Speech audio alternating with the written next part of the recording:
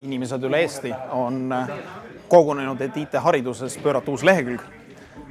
IT-akadeemia toob kokku erialaliidud, ülikoolid, kutsekoolid ja kõik teevad tööd ühiselt selle nimel, et me võiksime olla joondatud strateegilisele eesmärgile, kuidas teha Eesti konkurentsivõimeliseks pikas perspektiivis ja põneval ajastul, kus tuleb tehisaru meie ellu.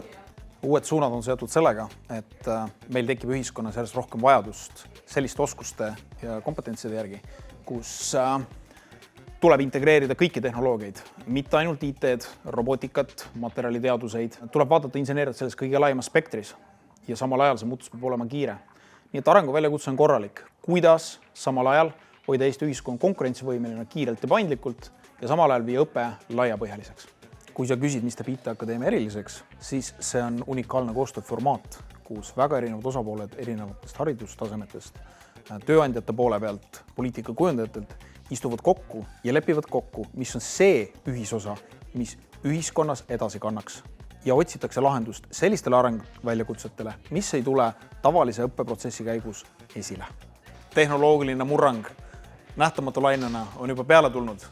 See on tulevik, mis on tegelikult juba juhtunud. Meie asi on vaadata, et ta vormuks selliseks olevikuks, kus me tahame elada. Sina võid olla sellest osa.